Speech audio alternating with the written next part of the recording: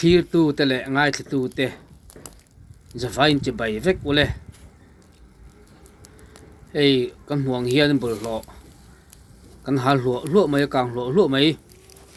ole heng bul lo te hi than mol bul vel mi ani kan huang hian ani min chu thil tu le poi mo dang awangin kan veng than mol vel an zu fang kola than mol sir vel te bul lo tam khop maya ngai mo tham tin he kan huang hian in heng bul lo te hi in chung khura kam bol lo tele khulai vela kam bol lo chal khom pai khom ani lova than mual cheina than cheina lui pai khom ani o hei ti hian al lo maya chakan thei ang kan char khoma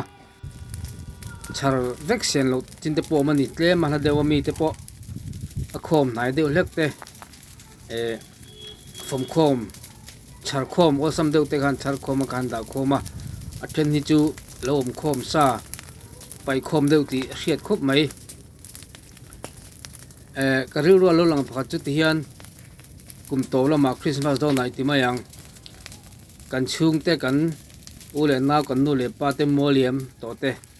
sharing nan le mani kan ngai zian ti nan Christmas do na ma si do na an thlan te kan ti fire kan chia pangpar chi rang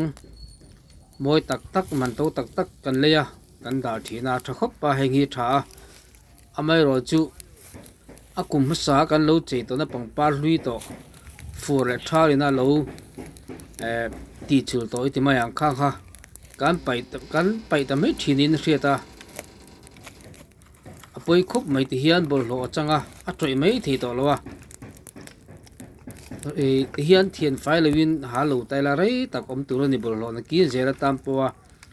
nok sak thamani don tinga kumtina kam pai got zel chuan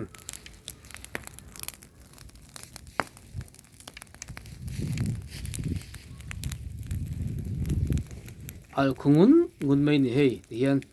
kan hal vek siang lawa a dik tak chuan a hla deuh hle ka pai te oma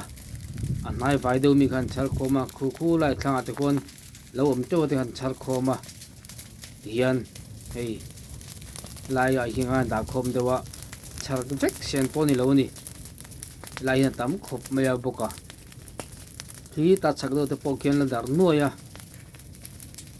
mei khu kara char vek har sa reu maya kan char vek seng to big lawa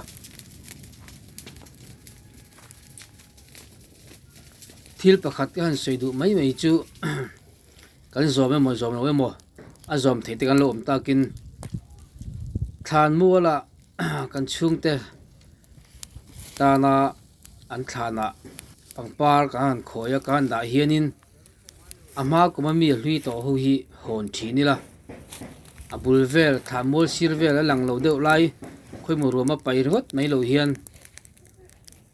kan thlan cheina rang pangpar te hele ka pangpar lo te poning chu kan hu chia mai thina a hlui hi hei thalo khop mai kan alang lo lama kan ka da zia alang le thowa chu wangin mitin ten emi tuna ka video ro en te chuanin kan chung te moliam to te abikin kum to lama an thlan kan tlawa kan chei thin a chen hlui kha pai ngal mai le wila hon le thap wila ina kan bol lo boma paila tikhan bol lo motor veng tenin bol lo motor kan nei to chu tianga chuam pai thin la bol lo ron khona motor a kan pai thin khupuya chone bikin chu tianga chonin pai thin la a tha khop mai tuna hianin ke ni hian zo halo taila midang hian halo mai theya tiang kum tin kan da khol chuan hnam nok ani thoi do ani helai bol lo than chena pai tu te ka dem view lamani lawa thil thazok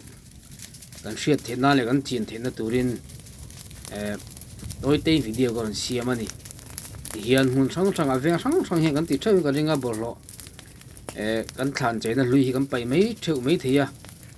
atam zo chuan kan ti ka ring alang lo lai kan lo pai mai mi thi ding ka ria